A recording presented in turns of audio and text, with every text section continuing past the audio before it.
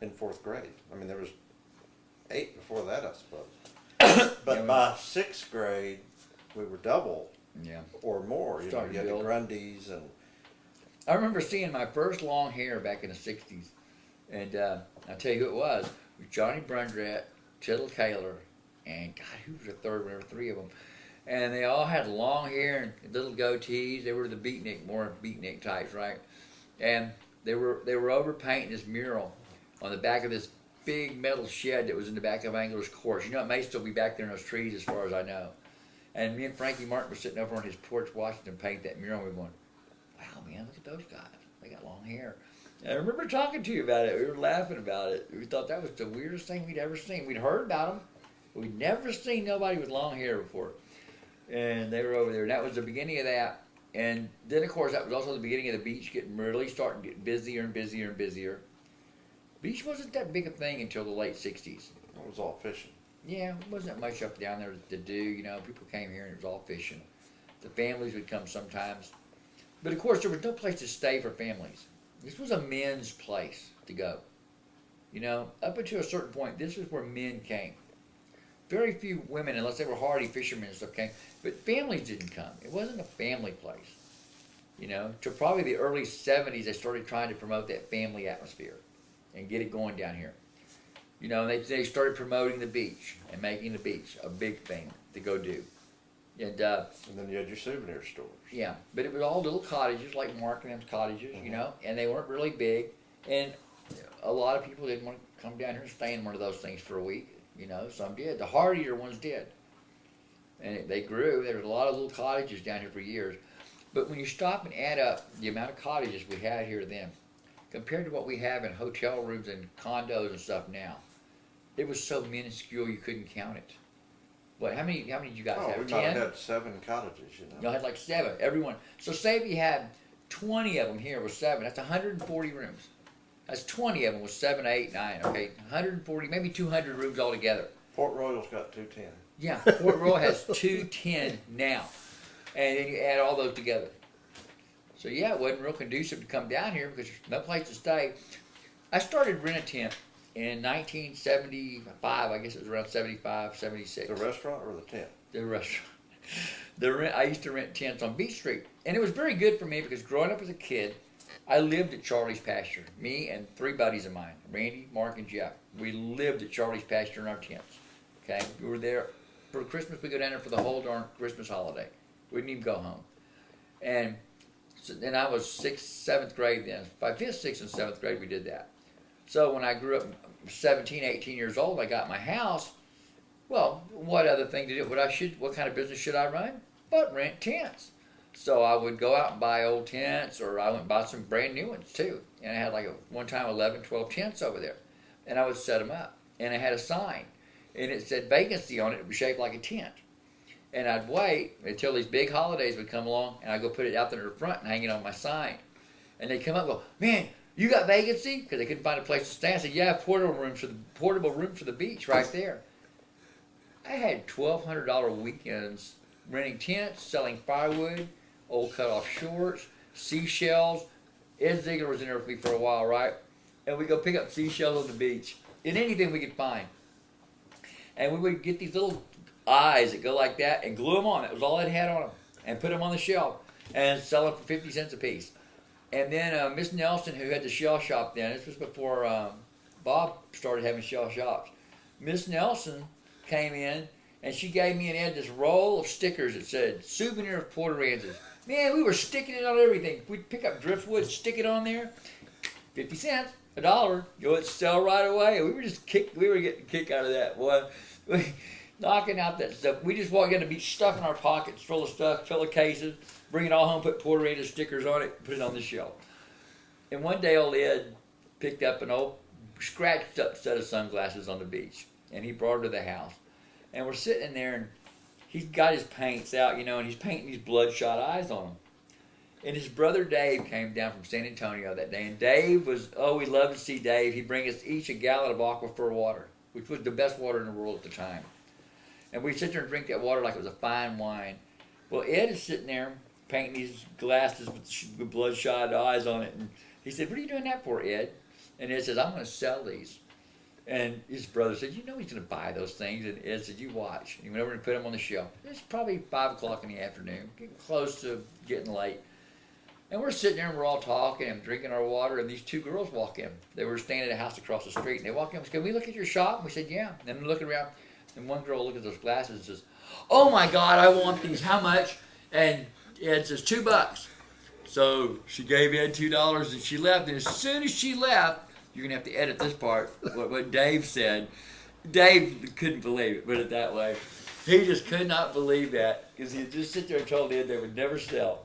And he said, man, people are crazy. And me and Ed used to do this thing. We would say, you want to see a good invitation of a tourist? Here's our money, take it. Just give us anything. I said, man, you could almost hand them sand.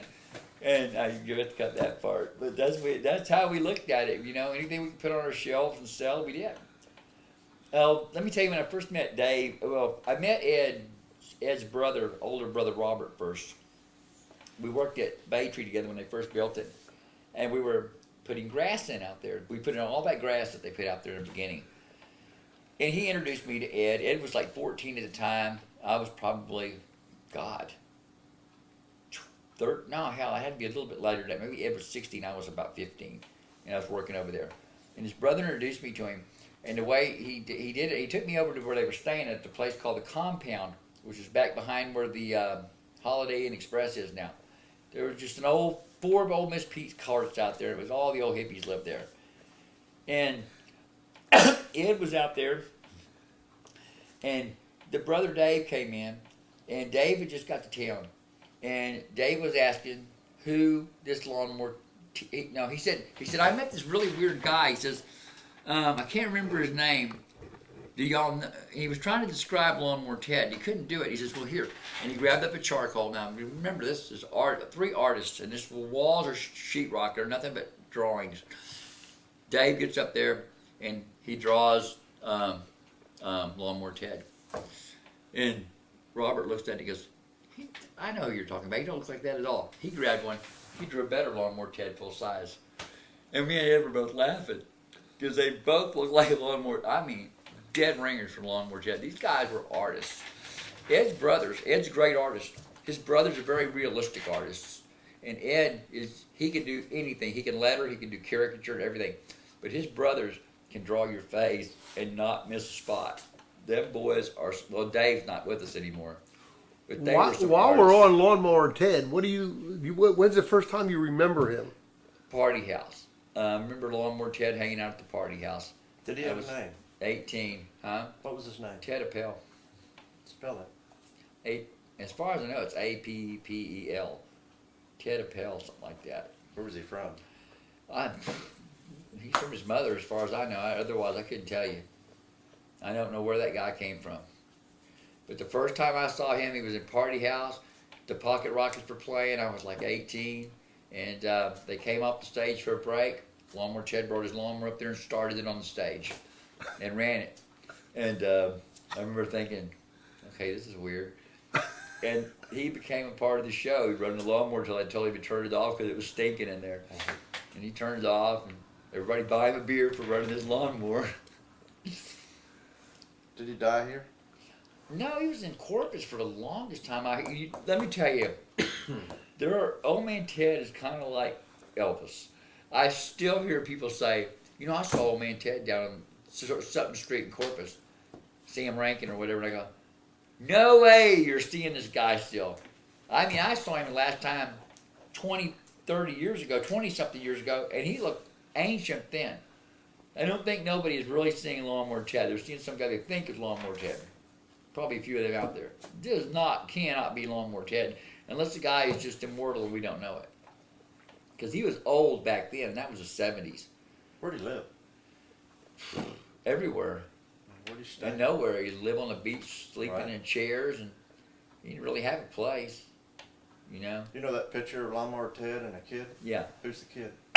Got me. I think one of the reader kids put it up there, didn't they? I don't know. That picture's been all over the place. Where'd you get yours?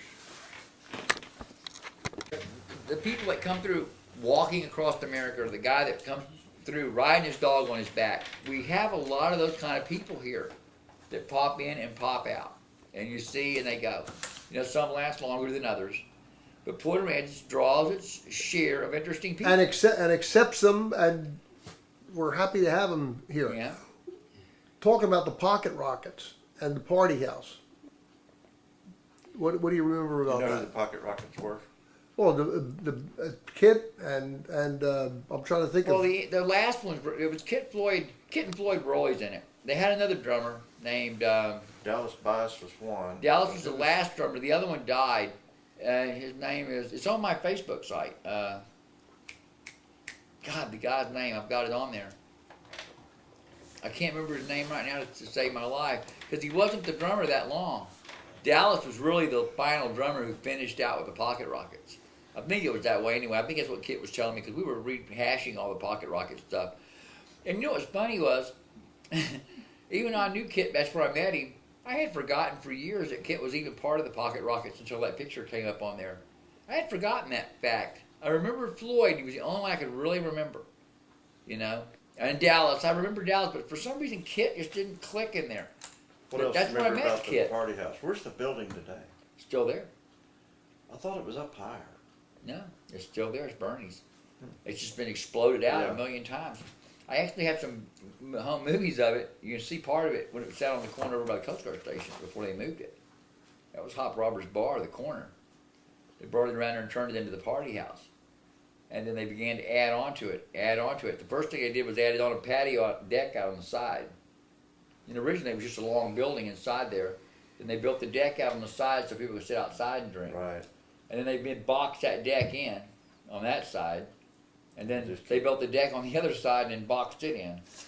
And Now, it's that do huge you building. remember anything about the party house and how it originally started? Or I think because I've heard some stories from Richard Watson about it being a socialist bar, and his point was originally everybody bought shares in it, and the whole idea was that you could go in and drink all you wanted, but and then they would levy you whatever it was at the end of the week or the end of the month or something like that. But the person who was running it, the head socialist, ran away with the money, and then they found out they really had to run it like a business.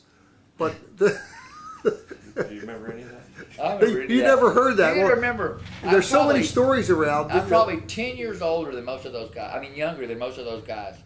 I was one of the youngest people that started out hanging out when it first opened. I was 18 when I first started hanging out there. Everybody else was in their mid or late 20s.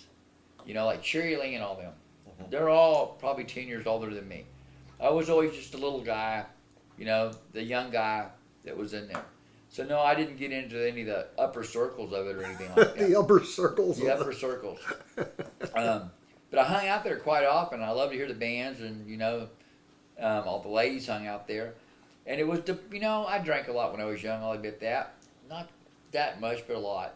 And across the street was Poco Mas, which was a Right, restaurant that was upstairs. And then next door you had this Rod and Gun Club. Then it was Joe the Rod and Gun. Then you had Shorty's next to that. And so you could really socialize right in that little area. Well, you still can. It's still set up that way down there pretty much. You know, that was the flats. And one of the things I didn't like to do was drive around, especially if I was drinking. So the longer you could hang out in one place, the better off you were. And then sneak home real fast. I mean, you don't do that nowadays, but back then you did it like crazy. And most of the time back then I walked. You know, I didn't have a car until I was like almost 20. Do you remember anything about the bicycle barroom race? Yeah, Tim ran the bicycle barroom race. Tim that works down at Stripes down there. The one in the Woody's picture. Well, we don't know yet. We don't think so. I don't think so. But he started the barroom bicycle race, and he had it for years. And you went to all the bars, you drank a beer, and you went on. And he said the reason they finally had to stop it was the police just started stopping the guys for riding their bicycles drunk. He said it kind of ruined the barroom bicycle race. I mean, they would have to drink it so fast. Yeah, and then he was also instrumental in starting that Beach Olympics with Gay Roach's husband. What's his name? Rosetta. I can't remember the name. I'll think of it in a minute. But those two started that together, and I heard it was a cease and desist order for using the name Olympics in their name. They couldn't call it the Beach Olympics, and then it kind of went downhill from there. But that was another. We've had a lot of good things like at Port Aransas days. Who ran that? That was Rotary. That was Rotary, but y'all couldn't keep it going, right? What about belt sander races? Who started that? Kip did. Kip, he was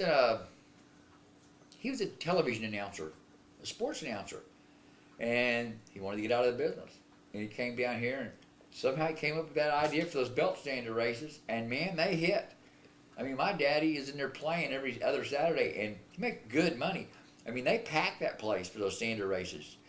And I got to give Kip this, the Gaff used to have a bad name in the old days. It did. But he's really cleaned up his act over there now. Got a pretty clean act now. It's a different bar. I go down there and watch my dad play music, for a couple of hours every other Saturday when he's there. And I don't feel weird going in there anymore. I used to. I mean, when he wasn't even playing there then, I felt weird going in that place. Who started the Gaff? Huh? Who's Hop's wife. Hop's She wife? didn't have. It wasn't the Gaff. Okay, her name was Dorothy Roberts. Yeah, Hop's wife. Cook and waiter. Cook and waiter. And let me tell you what, she was very funny how she ran the business. We would go over there. There'd be me, Daddy, brag us all over there, all 5 kids, and me and Mom. We'd go up there on the steps. He'd knock on the door. It was always closed. Always And closed. this is where the Gaff is now? Yeah. Same building. Yeah, it was always closed. You knock on the door, Dorothy opened her door from the back of the house and look through the kitchen.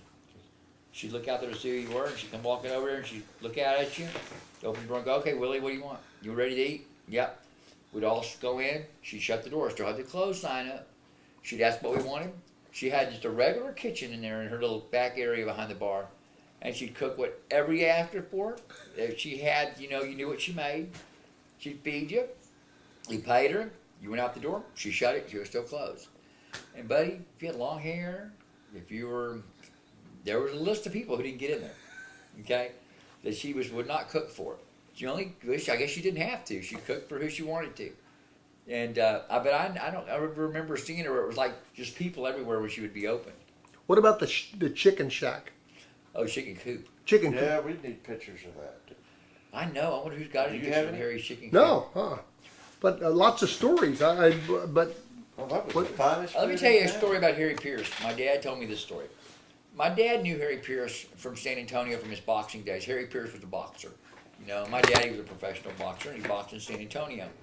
And so he knew Harry Pierce. And when Harry got down here, Harry was talking to my dad one day. My dad told me the story. And Harry's talking to him, and Harry said, Willie, I ran a restaurant in San Antonio for 20 years. I never made any money. He said, I opened up down here, and in one summer, I make $1 million. One summer, selling chicken for nothing, right? They sold so much of it, Mark.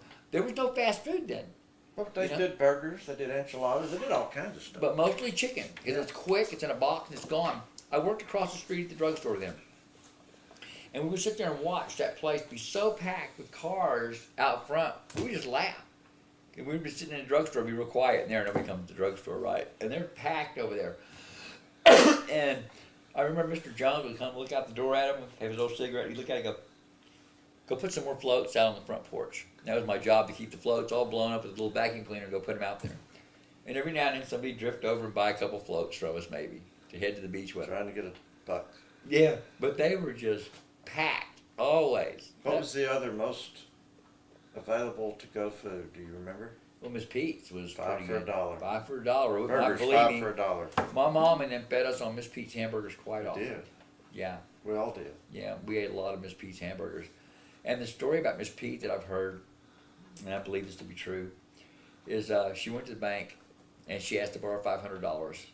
And that was when Island State Bank was pretty new. And they didn't want to give it to her. She's a woman, they didn't want to lend a woman money to open a business. And she told them, she said it's going to be a good business, and she convinced them. So they gave her that $500. She ended up being on the board of directors at that bank. She made that much money. Built that big restaurant, and she proved them that women can make money. She did pretty good with that. I mean, she didn't do the hamburgers for maybe a year or two before she built that restaurant. And remember, that cafeteria was all the bells and whistles, Miss Pete's. You ever eat at Miss Pete's? When I first came here, It was still a that was where you restaurant. went. And it was a Yeah. buffet. It was. At a time. I guess it was a buffet then. Yeah, yeah. Well, the cafe. I remember the cafeteria line. You went down to the Yeah. line with the plates, and then she opened one in the Aransas that Right. became Carol's. Her daughter took it over, Right. and Then it was a funeral home. yeah, I think Yeah, they got figure here. that one out. They got here when I was in the third grade. Yeah, they got here when I was in the third grade. They turned it into a funeral home. Yeah, and it, it was a Super S, model market, it's been everything. It's been Now it's everything. it's a restaurant again. Oh, it's a restaurant again. Yeah, it's a butter churn, I it's don't think good. I eat there now though. I know it was a funeral home. What other places? I mean, Island Cafe, Island Food Store, Yeah. No, Island Bakery. Roy was another one of them. Long hair, Oh yeah. barefoot. Well, Roy did one thing. He wouldn't allow you in his cafe. He would, boy, if your hair wouldn't comb, he'd come over, he'd grab you right here and just grab it. He'd go, boy, you need to comb that hair. Boy, it hurt. He really was rough on you, right? Comb that hair if you're going to sit at his tables. You had to have everything better be dressed. Your shirt better be tucked in to be in his restaurant. Shoes, everything. But he got in his older age, he got smart, and he got to thinking he was missing a lot of business. So he built an addition to the inn. It didn't used to go as far down as it did. There was a big space in between there and the Cell Club. He built that extra space on the end down there, and it was just nothing but for beach people to come into. Had a wooden floor, just a little bar. You walk in there, he'd let people come in with no shirt, no shoes on or nothing, and order. The surfers are who he was after. You didn't care about your hair when you were in there. You just wanted your money. But if you came in his restaurant, you better be sharp. You better look good. Remember one day, I went in and I ordered a chicken fried steak. 65 cents, man. Pretty expensive. Went in there and ordered a chicken fried steak, and he came up, and he got on me for my hair wasn't combed right. Claude Brown was with me that day. Claude had ordered something too. And he made us leave. He said, get out of my restaurant till you get your hair combed. And we left. And we started walking down the street. A few minutes later, he comes running out and goes, get back in here and pay for that food. And I looked at him and I said, you just ran me out. Well, get in here and pay for the food. I said, well, I'm going to sit there and eat it. All right, get back in the restaurant. He made me come back in and pay for that food and eat it. But I liked old Roy. He was his own character. He was good to a lot of people. Everybody had a He charge was of very Jack good. the winner. Let me tell you about Roy Turnbull. On my grandma's, my grandma, the Matthewses, all the old timers, Bessie Clark, every Christmas he would just tear their bills up and throw them away. My daddy said he couldn't believe that because he worked for Roy for a while. He said, do you remember that first Christmas? Roy called him in there and he says, hey, he said, what do you say? Something about Famy's ticket. And he just ripped it up and threw it in the garbage. All the tickets from all these little old ladies, he would never charge them at Christmas. When it came Christmas, that was their present. Whatever they owed at that time was a Christmas present. See, on their butt the rest of the year for it, but boy, that was Christmas present. That's a pretty darn nice thing to do. You don't do that no more, do they? No. No. How about Yankee and Betty's? I didn't know Yankee and Betty very well other than at their house. I went over there one day and I remember he took me inside. Beautiful. It was beautiful, man. I'm like, oh my God. Yeah, he was a bricklayer. Yes, he was a brick artist, a Yes. stone artist. His house was beautiful. And outside looked like hell. And I says, Yankee, why don't you do some rock work outside? He says, because my taxes will go up. He said, don't see the inside, they see the outside. Yeah, good lesson. So when you look at my house, you'll know why it's like that. I took that lesson from Yankee. I don't keep it too dang good outside. Work on the inside. What's some other characters? Who all do we know over the years? There's been a lot of characters out here. Well, Ed Ziegler's about as character as any of them, but he came, he never went. Yeah, he came and never went. And he showed up in a station wagon. Let me tell you about old Ed. You got to respect Ed. There was a guy. Ed didn't show up. She got dropped off when he was 14 on the beach. Lived in a tent. He ate whatever he could find on somebody else's barbecue Used to eat at pit. my Or house. any place else hung. My mom used to feed him. Yeah. See, he went around. My great grandma fed him one time. He scrambled. I mean, he scrambled. He got to that sign business because he was sitting out at Cody's one day. We were sitting out there drinking, and Jerry Kaufman, who owned it then, asked him to do some just poster board signs for beer behind the counter. Ed was a pretty good artist. Ed could letter. That's one thing his brothers could never do, but Ed could letter. I mean, somehow it's in his head like a formula. He knows how big to make the letters as he does it. It'll be perfect. Unless he misspells a word, it's just perfect every time. And it got him started. And that sign business, he took him a long ways. His brothers used to say that too. They said, we're great artists, but we can't make money with it. he can do that lettering and the artwork. It makes a big difference. I've worked with Ed for a while. He'd have me go help him lay out signs and stuff because he knew I knew how to lay stuff out. And I'd lay them out, and then he'd come in there and let them up. Carol Plummer. I didn't know Carol very well. She was more of a. Actually, I was kind of young when she was doing the bar scene around here. There's a few of them I don't know real well. She used to do all those routed signs. They were just Yes, she did. They were Like all Jerry over She the also place. covered the bar scene watering hole for the South Jetty for a long time. She did the watering hole. But I never knew Carol very well. I seen her a couple times, but I never really met her. Never got to know her too well. We're running out of subjects, guys. just thinking of. We'll think of some later, I'm Yeah. sure.